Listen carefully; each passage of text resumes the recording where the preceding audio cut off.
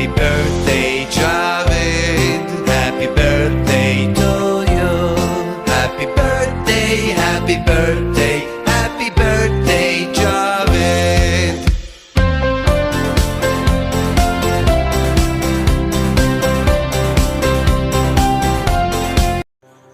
नाज़रीन, सकरण जे सीनियर सहाफ़ी मारूफ़ कालम निगार काज़ी जावेद सनाई जो जन्म ॾींहुं सकरण प्रेस क्लब में इंडस पब्लिक सोशल फोरम जे ज़िले जनरल सेक्रेटरी नवीद वली कीरियो पारां इंतहाई शानदार नमूने सां मल्हायो वियो, जंहिंमें मीडिया सेंटर जे सरपरस्त आला आजिज़ जमाली, सदर कुर्बान उमरानी, रज़ा मोहम्मद सियाल, आकाश बलोच, काज़ी परवेज़ सनाई, सज्जाद मंगसी, ज़ीशान सूमरो, मंसूर लिगारी, राशिद खोड़ो, रमज़ान मंगसी, नादिर कीरियो, काशिफ रज़ा सियाल, अज़ीम राजपूत, फैज़ान खानज़दा, अज़ीज़ लाखो, शकील आजिज़, शर्जील आजिज़ समेत केतिरियूं शख़्सियतूं मौजूदु हुयूं, जिते हुननि अलॻि अलॻि ॻाल्हाईंदे चयो त काज़ी जावेद सहाफ़त जो वॾो नालो आहे। संदसि काज़ी ख़ानदान सकरण में सहाफ़त जो बुनियादु विधो, जेको लॻोलॻि मुनी सदी खां क़ाइमु आहे।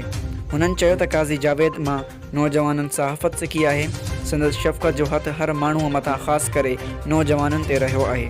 उन मौक़े ते आयल महिमाननि पारां काज़ी जावेद सनाई खे अजरखुन ऐं गुलनि जा तोहफ़ा पेश कया। आख़िर में संदसि जनम ॾींहं जो केक पिणु कटियो वियो।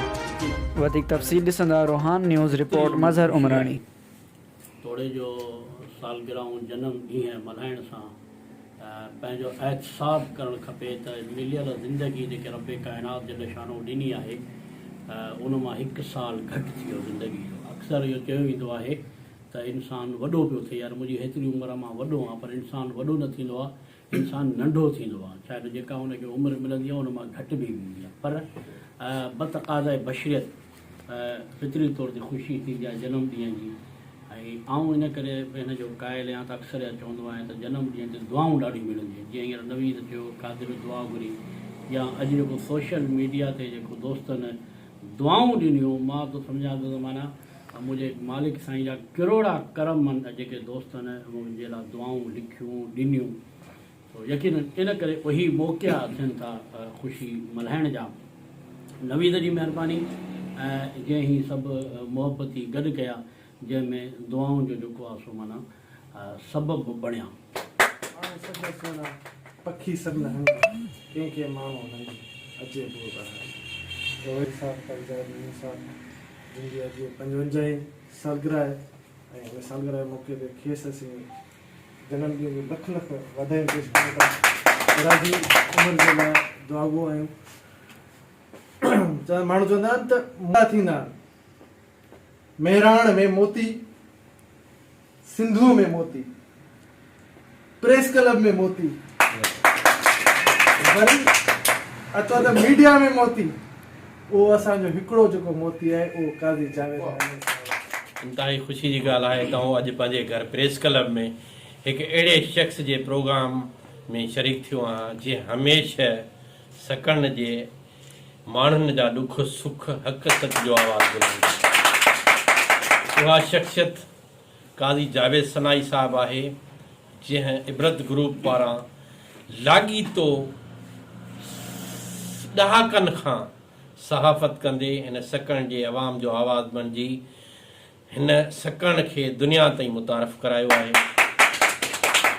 काज़ी जावेद सनाई सां मुंहिंजी दोस्ती सहाफ़त जो सत ॾहाकनि जो आहे, तंहिं करे हमेशह हुनखे दोस्तनि जो दोस्त ॾिठो आहे, वक़्त जो पाबंद ॾिठो आहे ऐं दिलेरी सां लिखण जो बि हुन में गुण ॾिठो आहे।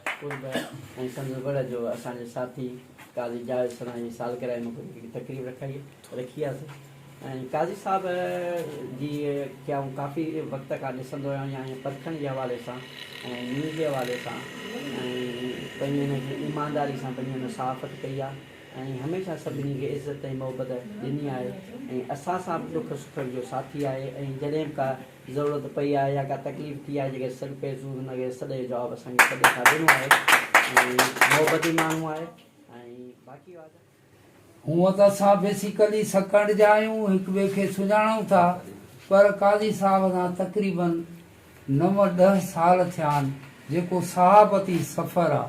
सहाबती साहब सां असां हिन सां गॾु रहिया आहियूं। जज़्बा असांजो पंहिंजो ई आहे, पर जॾहिं असां सहाबत में आयासीं त हिते प्रेस क्लब में सिर्फ़ु काज़ी साहब हो जंहिं असांखे अलहमदिल्ला रूह शनास करायो या सहाफ़त जा दा पेच असां अलाह साईं खां दुआ था करे सघूं त क़ाज़ी साहिब अलाह साईं वॾी उमिरि ॾियसि ऐं इंटर इंडिया फोरम जा थोरा हितां आहियूं जंहिं नवीद कीरियो साहिब जंहिं क़ाज़ी साहिब जी सालगिरह जो प्रोग्राम रखियो। असांजे मौजूदु रहबर क़ाज़ी जावेद सनाई जे 54 सालगिरह जे मौक़े ते मुबारकबाद पेश कयूं था ऐं वॾी महिरबानी नवीद कीर जे प्रोग्राम में सेलिब्रेट कयो। मां निहायत शुक्रगुज़ार आहियां इंडस कीरिया वारनि जो ऐं स्पेशली भाउ नवीद कीरी जो जहाँ हेॾो ज़बरदस्त प्रोग्राम सेलिब्रेट कयो आहे क़ाज़ी साहिब जे लाइ। क़ाज़ी साहिब जे लाइ चवण लाइ त मूं वटि लफ़्ज़ कोन्हनि छो जो असांजो उस्ताद बि आहे, असांजो वॾो बि आहे ऐं असांजे सथ जो सरवाण बि आहे। इन हिसाब सां मूं वटि अहिड़ा लफ़्ज़ कोन्हनि जो क़ाज़ी साहिब जे लाइ चवां, पर एतिरो ज़रूरु चवंदुसि जेको मूं शाइर पढ़ियो इहो शाइर जेको क़ाज़ी साहिब खे डेलीकेट कयां थो।